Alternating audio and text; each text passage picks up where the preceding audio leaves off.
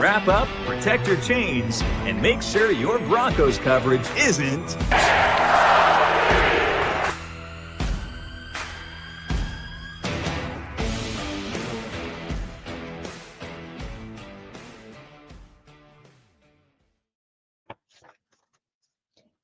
Hello. Oh, go ahead. Sorry. Happy Football Eve! It's the night before football, and all through the house, everybody is getting decked out. Yes, even the mouse. The trophy case has been cleaned with care in hopes the Super Bowl crown will be won this year. The children are all snug in their bed, visions of being the winning quarterback dancing in their heads. Mama has her jersey and me my cap, anxiously awaiting our D's first sack. Yes, to some of you, this is just noise and clatter, but to the fans, football does matter. Yay. Oh, so exciting. Football season is among us. Tomorrow.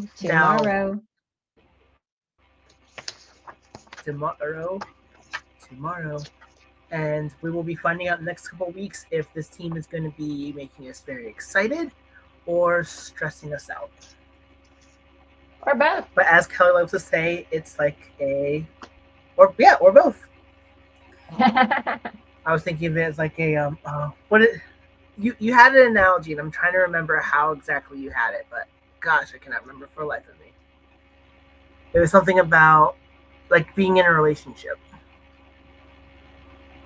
Sometimes it's a toxic one. Yeah, that's what it was, the toxic one. Yes, sometimes it's a toxic relationship with our team. Yeah. So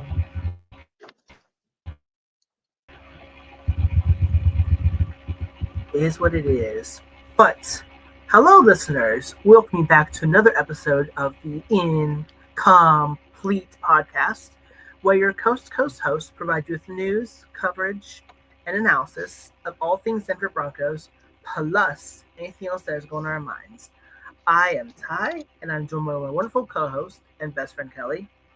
I think that was a good enough intro as it is. Football Eve is here.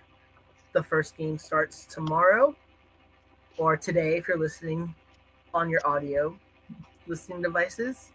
Not much to say, except for I just hope there's only 3 things I'm hoping for. All the Broncos players to stay healthy for the majority of the season, for us to improve slightly from last year, and I'm going to consider this season a win if we can win a playoff game. I know that's asking for a lot, but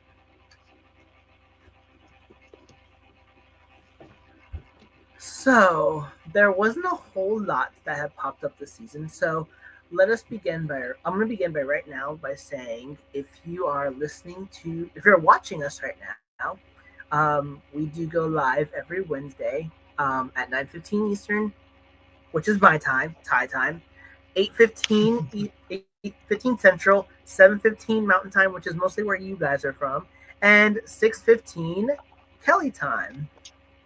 that's me. That's you.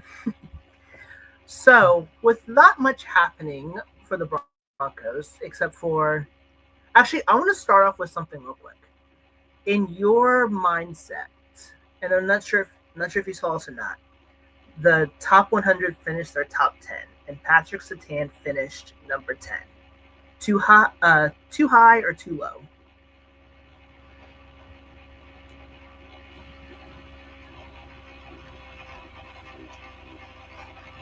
I would say too low.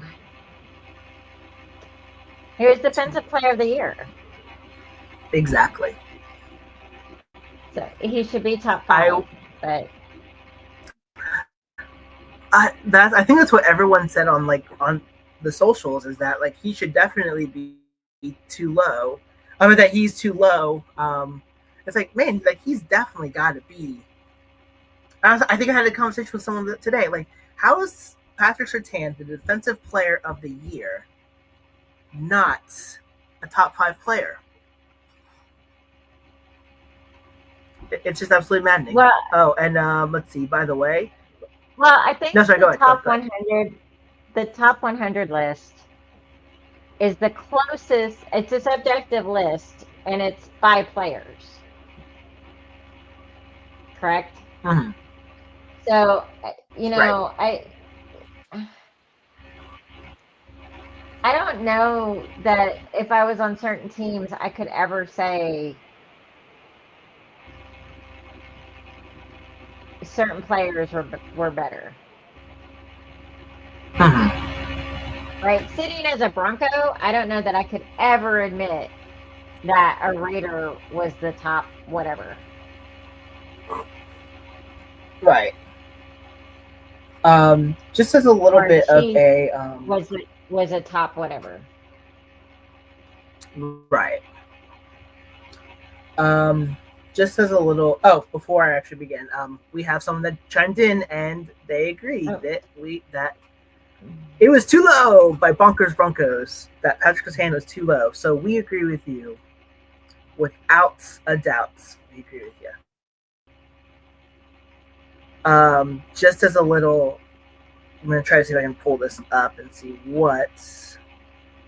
how it was actually rated a little bit. I should have had this up earlier, but I didn't even think of it.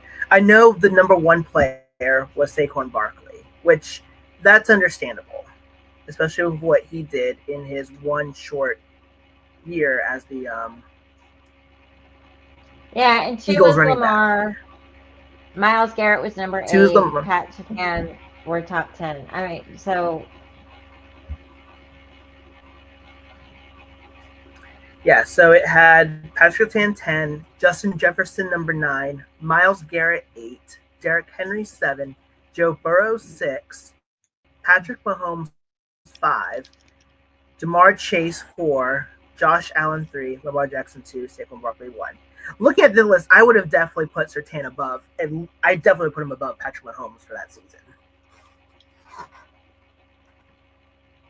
Why? Because the Chiefs go 15-2 and you win all your games because the refs help you out. There's a serious delay. Because you can't hear me. Every time I start to talk, you start to talk over me. There's a huge delay.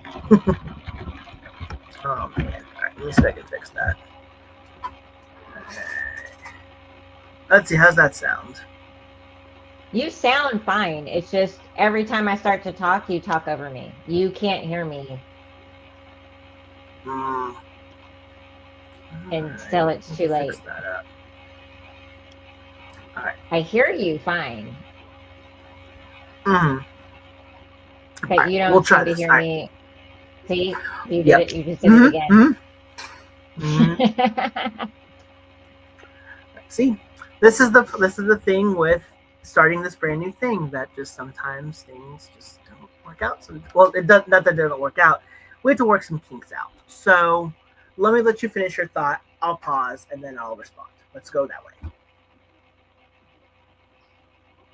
Well, I mean, I think we were making the same joke, is that it's hard for me with Mahomes, with the crybabying that he does and the fact that he gets away with pretending to go out of bounds but not being out of bounds. But if he gets pushed out of bounds, it's a flag, to call that a great player. That doesn't make you a great player. No, not at all. It is what it is. So yeah, I probably would have put him in the top 5. But just, I don't know if maybe it's just they're basing it off of. Well, I would feel like it would be, because I feel like they would do these interviews like during the off season, if that was the case, because if Patrick Surtain's 10, like I try to remember, like, because I feel like a long time ago they used to base it off of what happened XYZ, like maybe like they started doing the interviews in like January, but even then Patrick Surtain was still putting up numbers.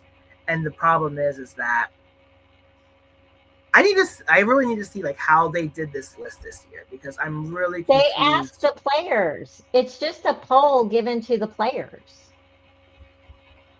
And then when enough players say so and so, or when they tally and say so and so, they'll call a couple players that are willing to give an interview that talks about why that player picked that guy. That's all that it is. It's complete. That's why I said at first that if I was a Bronco, I think I'd be hard pressed to ever admit that uh, a Raider was somebody. Or, as a Bronco, I never would have said that Phillip Rivers was a good quarterback. But that's Right. all it is. It's a poll given to all the players. The players say this is the best lineman, this is the best running back, this is the best quarterback. Then they tally everyone, and then they'll call some guys that are willing to do media, that are willing to do interviews, and then they cut the interviews. That's why the show's in the format that it is. Because they got to Okay. get the guys to come back to give the interview to say, oh yeah, when I go up against him, it's all this, or no, you can see how a team plans for him, because they've got to get all that compulated.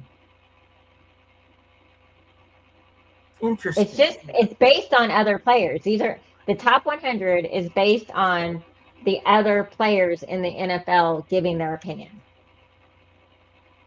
I had a joke in there. I was like, maybe there's some like salty Raiders players or some salty Chiefs players that perched his hand so low because he was doing so well against them. That's what I say. It's we see you, Dream Reaver 1410. It's nice to see you again. Yes, sorry. I wanted to let Kelly finish her thought before I said hello, so that's why I did my little wave there. But nice to see you, Jay. And he actually does have a question for us, which we will get to here in a second, actually. So we do have a mailbag question today. What? So should we cover this mailbag question first, or would you like to get on to the big part of what this podcast is going to be? This episode's going to be focused on today. We can do the question first. Okay, we can do the question. So the Broncos announced their captains today. I can I'll throw this out for you real quick. So here, of course, let's see. Oh no, 1 second. So the captains are. Let me think for a second. I lost my train of thought. Bo Nix, Patrick Surtain. I'm trying to think. Cortland Sutton. Okay, finally, I got it here. So we have Bo Nix, Pat Surtain, Alex Singleton. Oh gosh, I'm going to try to pronounce this name. Talona Hufnaga, I think is how you pronounce it. DJ Jones, Quentin Miners, and Will Lutz. And so with that, I think let me see what the breakdown was. It was, I think, 4 offensive players, 4 defensive players. Let's see, 1, 2, 3. No, it was actually 3 offensive players. 1, 2, 3, 4. 4 defensive players, and our kicker. And so I think it's so many offense, so many defense, and then a special teams. Yeah. I think each unit has a captain. Yes, I believe you are correct. And with that said, Jay's mailbag question for today is: are we surprised that Allen isn't a captain? Zach Allen. Alex Singleton over Dre Greenlaw as a captain breaks his heart. So I'll let you hit that one first. I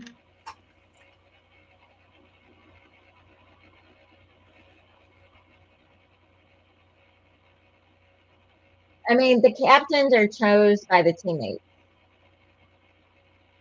So this is what the locker room wanted. It's possible that Greenlaw only lost by a vote or such, but Singleton has been with the Broncos longer and probably has some veteran leadership in that locker room and in that culture.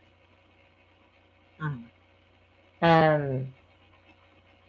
don't know that it breaks my heart. This is the teammate spoke. It's not surprising. I mean, Greenlaw was with the Niners for 6 years, and he was a captain for them, so he's obviously good. I mean, it's possible they don't know Greenlaw as well as Singleton. No, yeah, I think you have a good point there. I definitely think when it comes to the Broncos captains, I mean, you could have been a captain on your opposing.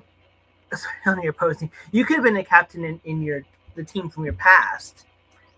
That's not going to mean it's going to lay over until your new team. I mean, for Huff Ghana, sorry if I'm mispronouncing his name, the fact that he was the captain in just his first year. Oh yeah, I kind of agree with that. So you're right, I think, Kay. yeah, so Okay. it's kind of it's a confusing kind of aspect when you think about it, because I think you're right. I think it does come down to the votes, and there could have been a possibility that Singleton, with him being on the team longer than Greenlaw was, maybe that's the case. As far as Zach Allen's concerned, that I would say, let's see, if it were between him and DJ Jones, that could be like the situation you talked about, Kelly, where maybe it was just like that one vote and DJ Jones just happened to get it over Zach Allen. As far as surprise, I would say on a scale of what's the word? Normal, mild, medium, and spicy. I would probably say somewhere around the mild category. I'd be in the mild category that Allen, my mild surprise, I should say, that Allen isn't captain over. I probably would have had him maybe over DJ Jones in a sense.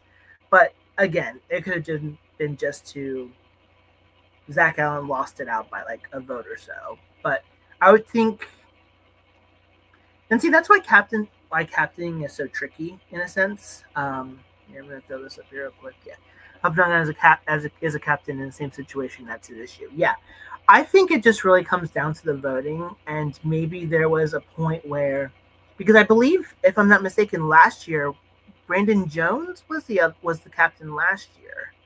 So maybe the fact that Huff Agna got it over Brandon Jones. I can't remember exactly off the top of my head if Jones was captain. I faintly remember seeing him with the captain patch, but as you know, it changes year after year, and maybe a lot of what Huffnaga brings in and in the locker room and outside the locker room with his teammates, his coaches, and all that, maybe was the reason he got it over Brandon Jones, if Brandon Jones was the captain last year. Then go ahead. Okay. Well, on the field, captains communicate with the officials. So if you're not a captain, you're not supposed to be in the official's face. And that's who the official is going to look for to accept or that's who the official is supposed to look at to accept or decline the penalty. Although we know a lot of times they just stare at the coach because the coach is going to tell them. The coin toss, I don't know that I care who's out there for the coin toss. Actually, you know what? I would like the mascots to go out for the coin toss. That's what I would like. They're supposed to motivate their teammates, so that's supposed to be the guys on the sideline that you're looking for to be talking and going, "Hey, we still got this," or look up at the screen. This is what they're doing. This is what we have to look for. Off the field, they're supposed to be the one to communicate with the coaches. Mm-hmm. So if there's a problem, they're the bridge. Like Sean Payton's not supposed to hear from 15 different people that they don't like the soda in the vending machine. It's supposed to come from a team captain to go, "Hey, we got this issue." They're supposed to mentor the younger players. And they're supposed to have leadership and role modeling responsibilities. And they resolve the issues within the team. So if someone's parking in someone else's parking space, it's supposed to just stay in the captains and stay on the team, and the coaches aren't supposed to know about it. And then there's organizational support. So there's things that captains have to do for the organization and be available for outside of games and the typical media days. So it's also possible, being new to Denver, Greenlaw said, I'll pass this year. Or maybe he doesn't feel he has a rapport with these coaches yet to be the bridge of communication, where Hufanga maybe said, yo, I got this. So, as much as I would love to be in the locker room and pretend that I know exactly what happens in the locker room and during practice and how those bonds get made, I don't. And it's possible Greenlaw would move into a new city or something going on in his personal life. He didn't have the extra time that captains are supposed to give. So there's all sorts of, we could play what if for days. Yes. But the teammates get to vote, and this is what they voted. They had a captain's dinner, and this is what they voted. And Greenlaw didn't, overturn some tables and walk out. So. Yeah, I think it all really great points. And also, one thing that I actually was thinking about as well is that Greenlaw hasn't really got a chance to see the field a whole lot too. I'll even mention on the injury report, he's still dealing with whatever injury he has been. I think it's a knee injury. No, the Achilles. I think he is still dealing with that, and he's slowly trying to get himself back. But I think he probably, like what your point was, maybe he didn't take it because he wasn't sure what his health was going to be like going into the season. And as a captain, you have to be reliable in a sense, like you said, on and off the fields. If he can't consistently stay on the fields, there's not really anything that, I guess he doesn't really have a say as far as making choices if he can't really be on the field for X amount of plays in the game, and so on and so forth.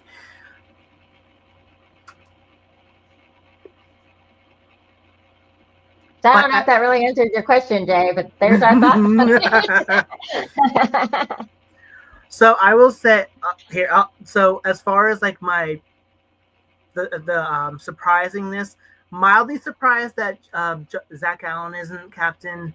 Singleton over Greenlaw. Looking at it in the aspect, I'm not. I can understand for you that would break your heart, but from a thought process and how we think it goes standpoint, I can't be too surprised. So hopefully that answered the question.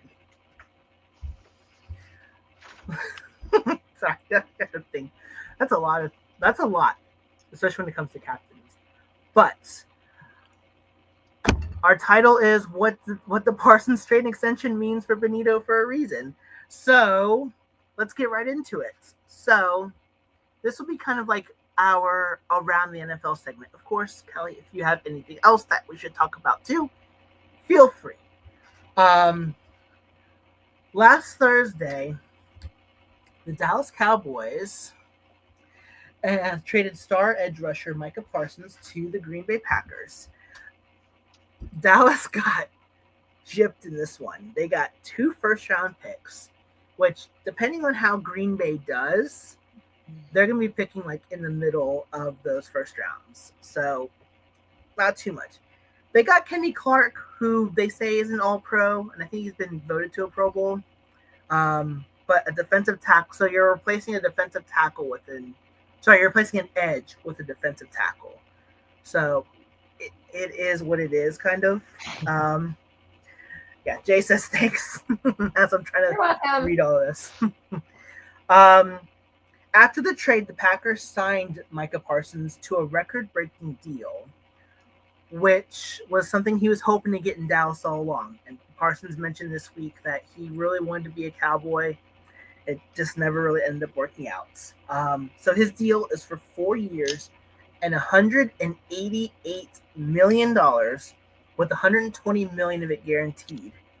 That contract right now makes him the highest paid non-quarterback in NFL history.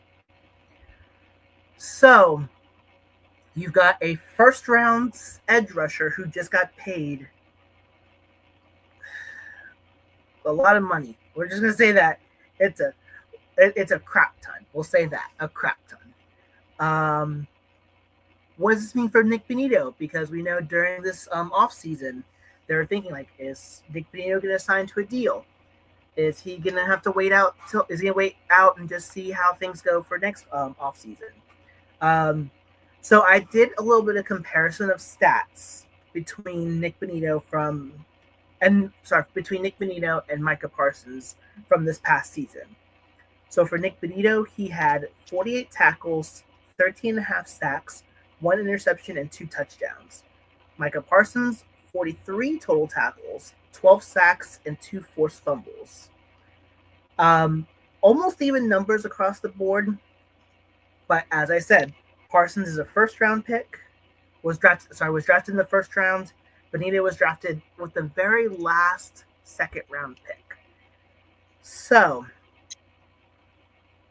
does this impact Nik Bonitto getting a deal? I've seen rumors on Twitter that saying, like, a deal's getting pretty close, but it seems like there's a stalemate, and I think this is playing a part of it.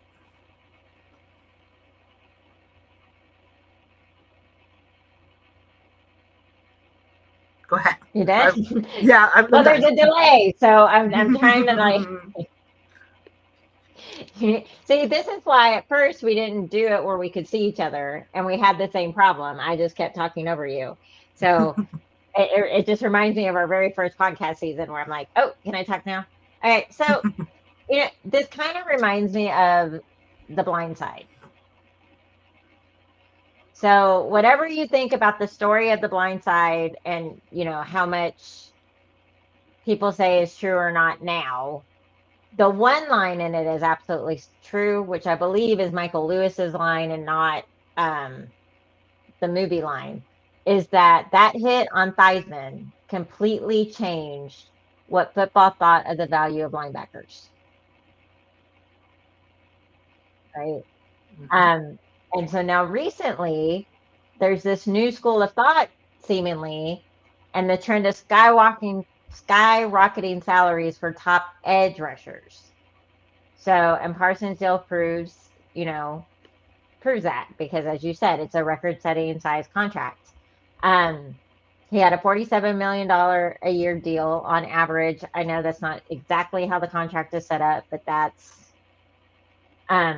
on average what he's looking at, and then the Cowboys getting, defensive tackle Kenny Clark and 2 first-round draft picks. I don't know that the Cowboys got as fleeced as some people are saying.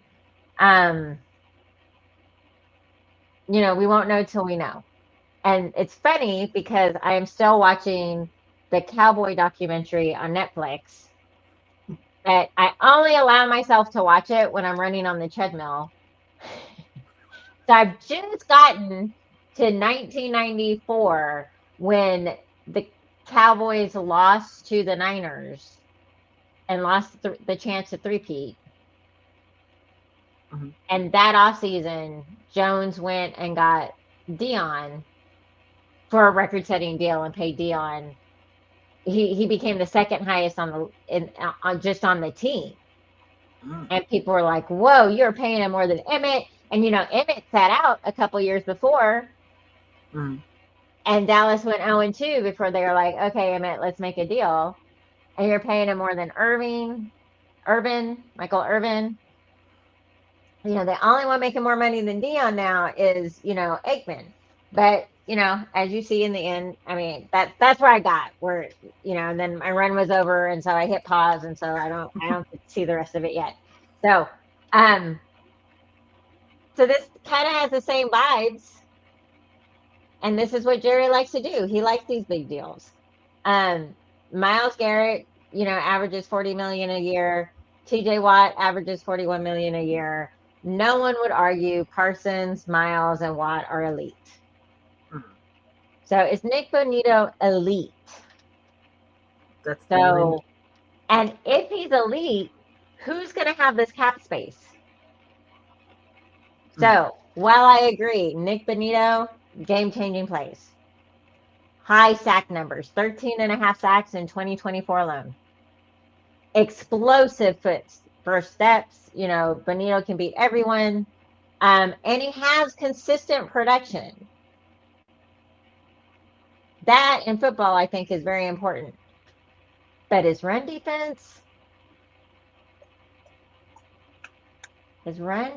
leaves some things to be desired. Now, granted, he's an edge rusher and not a linebacker, and so he can always fall on like, hey, I'm not really supposed to step up, and the running back ain't supposed to get to me. That's someone else's job. But compared to Parsons, Garrett's, and Watts' run coverage, does that drop him out of elite status? Ooh, good question. So that's that's really gonna be the question. Mm-hmm. Now, of course, I think he's elite. He's my guy. So, I mean, let's just clear that up. Yes, he's elite. But when you're really looking at his film and you're really thinking about, should he be the highest non-quarterback paid football player? I don't know, with that glaring run defense flaw. Or not. You can see it. You can see this is, he it's his metaphorical Achilles. Mm-hmm. Yeah, absolutely. I think that might be what is going to set the tone as far as like how much money is he going to make. Given my personal opinion, I do not think he is Micah Parsons, TJ Watt, or Myles Garrett money right now. And that's just me. I love the team. Don't get me wrong. I'm just speaking in a realistic tone here. Another thing we have to worry about is, so far we've already paid Cortland Sutton and we paid Zach Allen this year. Yeah, I was going to say, and remember, Sutton openly took less to stay with the organization because he thought they were building something. He thinks they're building something and believes in what they're building. Yep. So it might be hard to sit across the table from people signing the checks that hear from other players, I just want to be in Denver. Right? Greenlaw and Hufanga said the same thing. I want to be in Denver. I'm excited to come to Denver. This is where I want to be. So when you have a front office, John Elway, had to do that. He got rid of some players and said, we're going to go after players that want to be in Denver. Right. So I don't know how much that affects how much Bonitto really wants to dig in his heels. Right. Very interesting situation. Another thing that so I think it was either last episode or the episode before, I made a little bit of an error saying that we were going to be off the books. Russell Wilson's going to be off the books. He's on the books for 1 more year. That I miscalculated on my part. So that also going to be playing a factor in the contract situation because I think he's owed $32 million this year. I think that's still the top in dead cap for Denver right now. So that could be making a bit of a difference. So I would say I think a deal does get done eventually. But I'd say if it doesn't get done by this Friday, it probably will be like either a mid-season deal or they're going to want to see. I think if they don't get something done, I'm going to try that again. If they don't get something done by Friday or Saturday, they're going to play at least maybe the first half of the season, see how well Bonitto plays. If he performs well enough, go ahead and sign that contract. It's not going to be Micah Parsons money, Bonitto, unless you show us something extremely, and I mean extremely amazing these first 8 to 9 weeks of the season. I'd probably say he'll earn less than the 3 guys we talked about, But I think it'll still be a good amount to where he actually can maybe get incentives off of it. Maybe depend on how many sacks he gets, how well he does when the team gets to the playoffs. Because I do see Bonitto sticking around. I think just with everything going on behind the scenes, and even with other teams, it might be a little tricky right now. Yeah. That's all I had on Bonitto. I don't. He was number 38 on the top 100. He was. That could be playing a part as well. So, and I'm in no way, before everyone hits my DMs, I'm in no way saying that we jip him.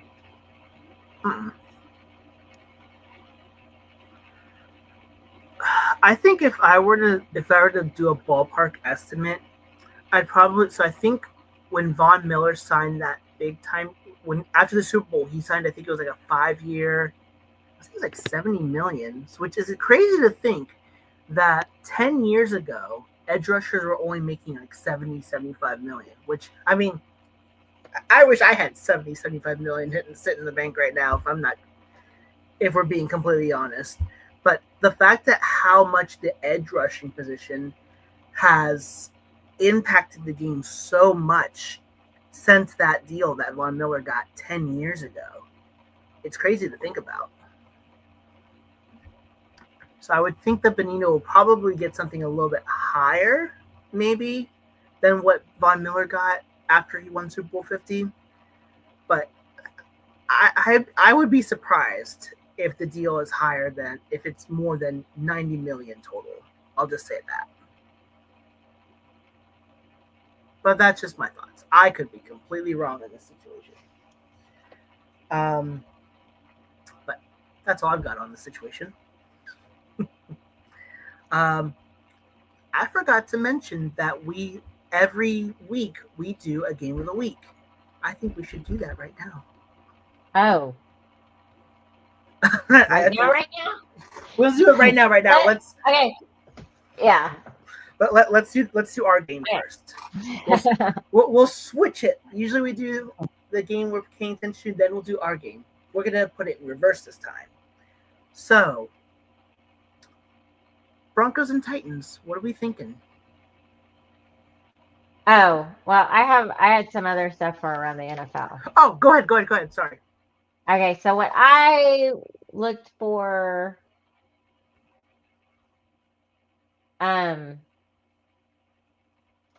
instead of focusing on contracts or anything like that, what I looked at was who could break some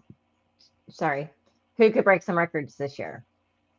So Mike Evans is the only player in NFL history to start his career with 11 1,000-yard seasons. And one more season, he takes over and beats Jerry Rice. Derrick Henry is 19th in rushing yards with 11,423. He needs 1,317 to pass Tony Dorsett as 10th all-time. Wow. He is the first running back 30-plus to rush for 1,900 yards. And if he does it again this year, then he will own that record as, a 30-plus running back to go 2 years with 300-plus yards or 1,900 yards. Right now, if he gets 106 touchdowns, he's tied with Jim Brown for 6th place all time. He needs 4 to pass Walter Payton. Wow. He needs 15 to pass Adrian Peterson. And he needs 18 to pass Marcus Allen. Wow. Yes. Goodness. Yes. Matthew Stafford is 23 touchdowns from the 400 club, and only 8 quarterbacks are in the 400 touchdown club. Yep. Dak Prescott with 35 touchdowns will tie Romo for the most in Cowboy history at 248. And he's 2,747 yards away from the most passing yards as a Cowboy. He's 119 completions to pass Aikman's 2,898. Parsons, who we just talked about, is tied with Reggie White for double-digit sacks in his first 5 seasons. So if he gets another double-digit season, he passes Reggie White with that record. That's crazy. Justin Jefferson is already 7th in receiving yards after just 6 seasons, of which he's only played 5 of those 6 seasons. Wow. With 944 more yards, he'll top Moss's total through 6 seasons of 8,375 yards. Wow. And if when the Steelers face the Packers, Rodgers starts and beat the Packers in Week 8, he will join Manny, Brady, Favre, and Breeze as the only quarterbacks to have one win against every single NFL team. Oh yeah, I totally forgot about that one. I thought. Oh wait, no, that's right. Aaron Rodgers didn't beat him. All right. Interesting. I like that. So some of those records have been held a very long time in my football fandom. Those are big names. To see new names take over those. What a time we live in. So that's what I had for Run the NFL was, records that could be broken this year. I love it. Other than what we talked about, the Parsons and Bonitto thing, I don't have much. Yeah, I don't think I have anything else. Nothing else really popped up. At least anything that piqued my interest. So. Okay.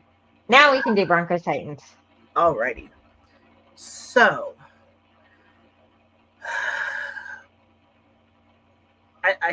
I think my excitement will build up a little bit more once we get to Sunday. But given everything that has been pumped up. Oh, sorry. Before I forget about Broncos Titans, I just realized something. There was an article that came out on heavy.com with the whole Micah Parsons deal, tying that a little bit together, that for some reason Denver's unable to sign Nik Bonitto, that Dallas could go after that. They're suggesting that Dallas should go after Nik Bonitto. So let's get him signed so that way Dallas is scrambling during free agency. But that's all I was going to say. Sorry, back to Broncos and Titans. We have a battle between two quarterbacks that are very, very young in the sense of NFL playoff experience. Bo Nix just completed his first NFL season. Cam Ward's about to start his rookie year. As far as offense is concerned, this is going to be an interesting Titans team because you have players like Tyler Lockett, and Calvin Ridley. Although I think Calvin Ridley was hit or miss a lot last year. And then they have a tight end who I can't pronounce his name for the life of me, so I apologize. I can't pronounce it, but he's actually pretty decent. The only thing I question with Tennessee is their defense, and because there's not a lot of huge names. There was their one guy Simmons, not any relation to Justin Simmons, at least as far as I know, was saying that Bo Nix is like easy to figure out, I think is what he said, something along those lines, because he says once he sees that first read and he doesn't have it, he starts taking off running. I'm sorry, Simmons, were you watching any of the Broncos games last year? Because maybe that happens a couple weeks ago, the first few weeks of last season, but we can see how long, maybe not as long as Russell Wilson's been holding on to the football trying to find his reads, but Bo Nix goes to find his first spot and then is like, oh, maybe I'll look at this spot and then maybe look at that third. He usually goes looks 3 times and then scrambles out and finds someone, or he takes off. So I think Simmons is highly underestimating Bo Nix's abilities right now, and that could end up hurting this Tennessee defense pretty significantly. Here's just I've got one stat for you. I know you're kind of like the statistician in a sense, but for Cam Ward, this week may not fare well because rookie quarterbacks making their first start on the road since 2020 have lost 15 of 17 games, including rookie quarterbacks going 0-6 on the road in week 1. So with those numbers, it does not fare very well for Cam Ward. My hope is that Cam Ward has his welcome to the NFL moments. That's that. He can continue on with his career with however he goes. And I think that's probably how it's going to play out. Because from what I'm understanding and from what I saw of Cam Ward's tape, he's got some potential, but I think we're going to see a couple rookie mistakes made by him. And there's my breakdown. Okay. I agree. Cam Ward somewhere drew a short straw.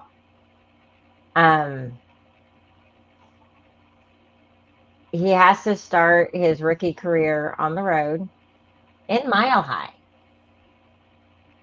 which, when you're not accustomed to that thin air, it's a little bit harder. He goes up against the 2024 top pass rush defense and a secondary led by the defensive player of the year. So, like I said, very short straw. I like, how many things can you sack against him? Now, if he pulls out a win, like, this is a lot stacked against him, and is going to look more impressive than maybe that it really is.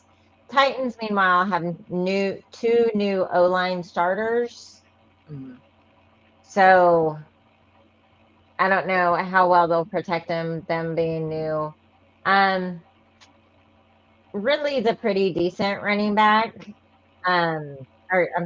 Ridley is a decent wide receiver. I don't know that he can beat Sertan.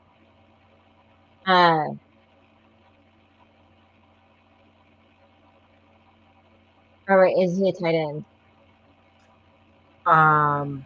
Ridley? Yeah. Ridley's a wide receiver. Okay. But their tight end's not shabby, and tight ends tend to burn us. Mm-hmm. So we gotta watch the tight end unless someone's finally figured out to cover the tight end. Their grand game is pretty decent with Pollard. And the preseason, we all admitted our run defense was iffy. Right. So I don't think this is such a slam dunk as some people are trying to make it. We also have to realize, Bo Nix's sophomore season can go two ways. It can be an encore season, fingers crossed, knock on wood, whatever, 2 times over your shoulder, whatever your superstition is, or it can be his sophomore slump. But Tennessee's got 4 new starters, 5 if you count Snead because he was out so much last year. The Titans have a fairly good secondary. I mean, they're not big names that make a big splash, but they put up consistent numbers last year. And they've got a whole bunch of new people on their D-line, in their front 7. And, so it comes down to if our O-line can hold them. Right. So overall, I think things are trending in our favor for this game. I don't see a rookie quarterback coming into Mile High and just lighting us up, lighting our defense up. I'm leery with everybody else that, everyone going, oh, Denver's definitely making the playoffs. All the analysts kind of thinking we're a good team have me nervous. Like,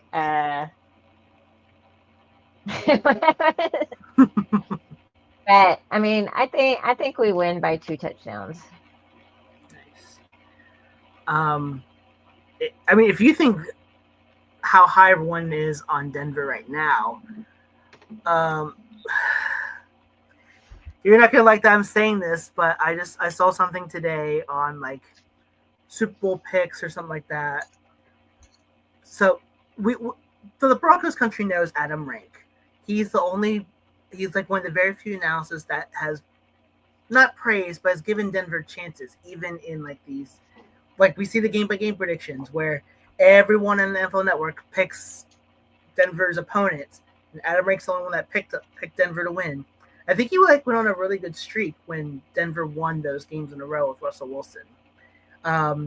But Adam Rank, you're not gonna like to hear this, and I am.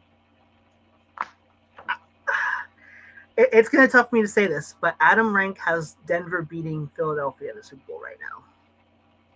Well, I mean, any given Sunday. That's true. Any given Sunday. I mean, again, I would love the Broncos to go freaking undefeated and win 60. Right? Mm-hmm. 60's back here in San Francisco. Yep. Makes sense to me. Or Santa Clara. Santa Clara. So that would be fine. That would be perfect. Like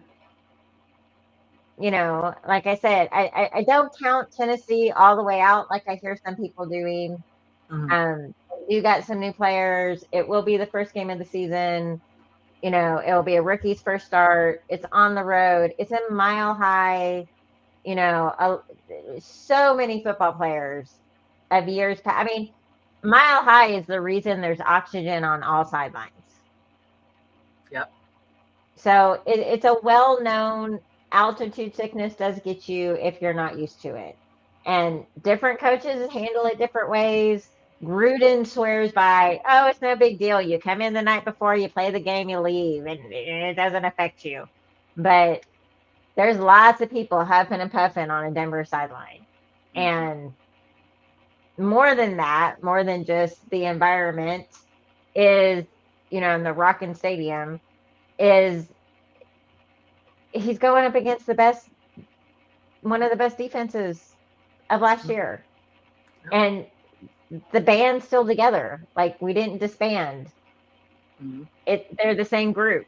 So, and I think I have faith that Sean Payton is going to have this team ready for the season, ready for game one, and a loss at home, for the first game of the season is not acceptable in Sean Payton's eyes. So he's not going to sit back if it starts to go bad and go, oh, c'est la vie. He's going to make adjustments. So, I still think we win. I think we win by at least 2 scores. But I'm leery to just count the Titans out like they have no shot at all. Right. It's totally understandable because I'm kind of feeling that same way. That's why when I made like a prediction, like you said 2 touchdowns, I kind of like going like a little like it's not exactly 2. It'll be 2 scores, but it won't be 2 touchdowns. I think if Cam Ward is really what everyone is saying that he can be, and we see some flashes of that, it could be an interesting game. I'll give him that much. It's just going to really depend on, I think, if Denver's defense can just rattle him a little bit, get him off his game, and Bo Nix plays clean football for the most part, absolutely, I would say 2 touchdowns.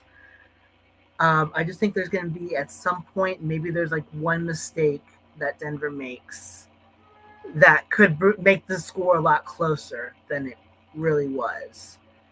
So, whole goal is to don't. Will we say this is a trap game right now or no? I don't know that it's a trap game, but it's pretty close. Okay. As long as we're both having the same thoughts, in a sense. Yeah, I would say it's going to be 2 scores, but I think I have a feeling it might take Denver a little bit longer to pull away than a lot of people are saying. Well, we do historically start slow. Yes. And again, our run game was iffy and our run defense was iffy. Mm-hmm. So See what happens. I don't think it's a gimme. Oh, no. I don't think it's a gimme either. All right. Do you have your game of the week? Yes. All right. You go first. I hate it because we've already talked about Parsons so much, but I would say the game of the week is Packers Lions or Lions at the Packers. No. So first, some of us found out on Monday that Parsons is actually dealing with an L4, L5 facet joint sprain in his back. And so he does still plan to play on Sunday, but he may need an injection before the game. So you may not have Parsons at 100%. But more than that, and more just because, oh, gee, look, it's Kelly picking a historically old-timey football matchup with the Pack and the Lions. The Campbell and the team are, if they go in and win at Lambeau, that will put their win streak at Lambeau at 4, which will tie a franchise record of going into Lambeau 4 straight times and winning. The Lions did sweep the Packers last season. So, they're like, with or without Parsons, we're good. And then Campbell is 6-2 against the Pack since 2021. So Campbell and the Lions are like, oh, no, we love Lambeau. We love going into Lambeau. We're fired up. Not to mention Detroit's coming off kind of their awesome season last year with their 15-win season, which is a franchise best for them. And Detroit's looking to win its 3rd consecutive NFC North title. So, but the Pack are trying to be competitive by signing Parsons. Right. So, I really enjoyed the Lions seasons last year. So we get to see what all the hoopla is about. Does Parsons join the Pack and the Pack suddenly becomes an unstoppable force? Is Parsons too hurt to really be a factor? And did he just lease the NFL for this record-setting contract?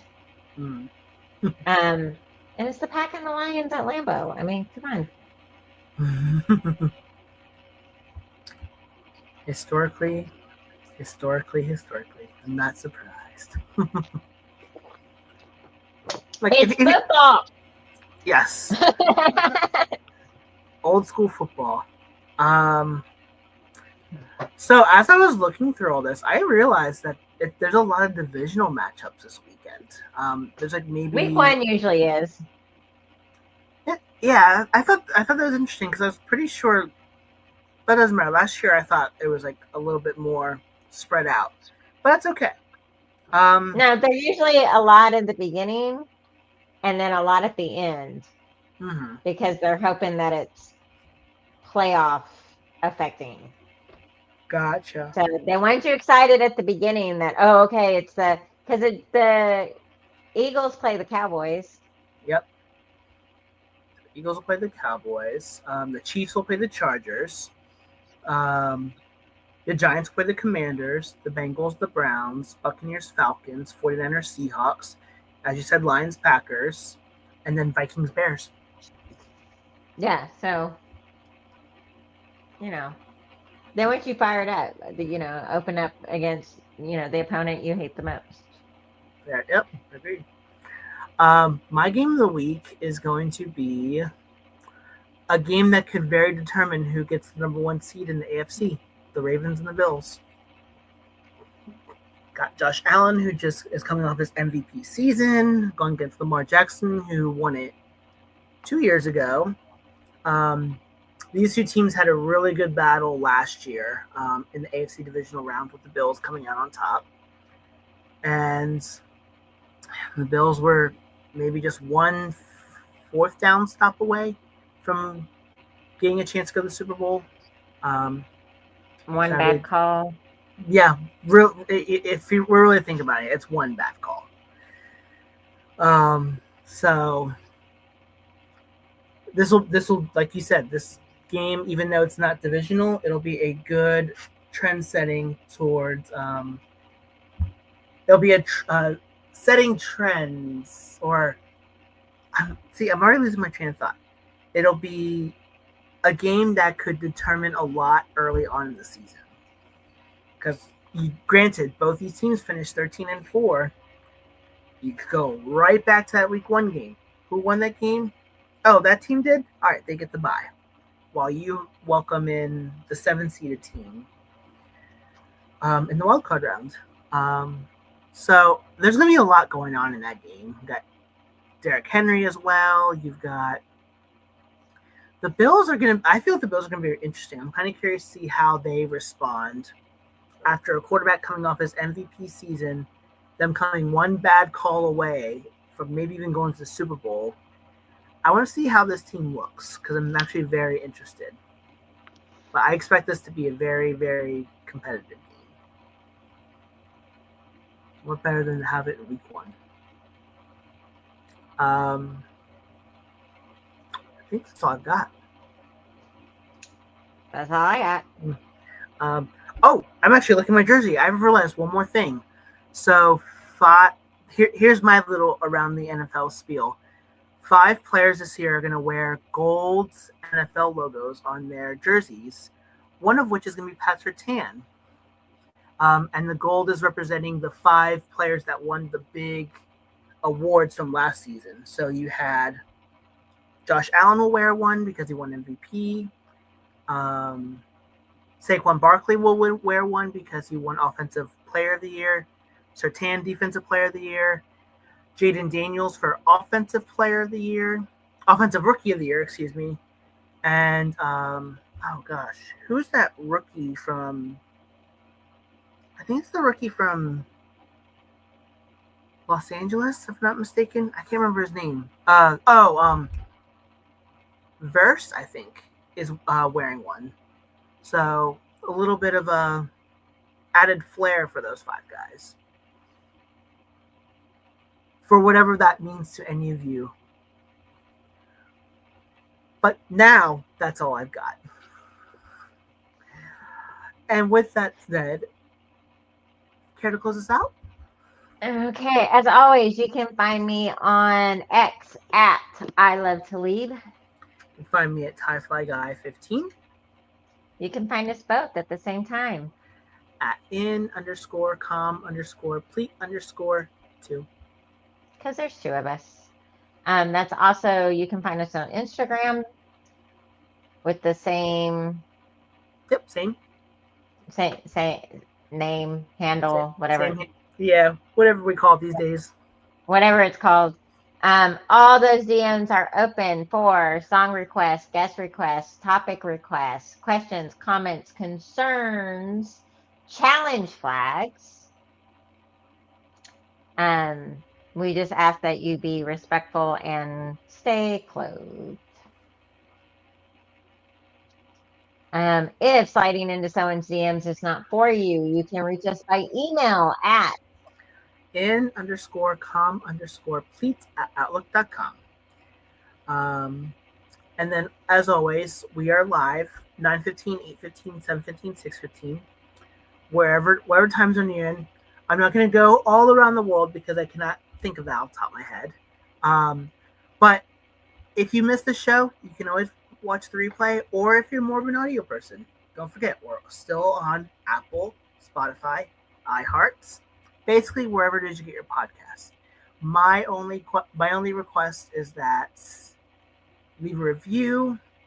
You rate us, you leave a review telling us what you'd like, whether that be a challenge flag, emailing us, or even typing up in the old review box, because we love doing this. But if there's some changes you want to see and you don't tell us, I can't really help you. So, hope everyone has a wonderful, wonderful first week of the football season. I know Kelly's excited. I'm building up that excitement. But with that being said, and until then, and until next time, Happy football and go Broncos!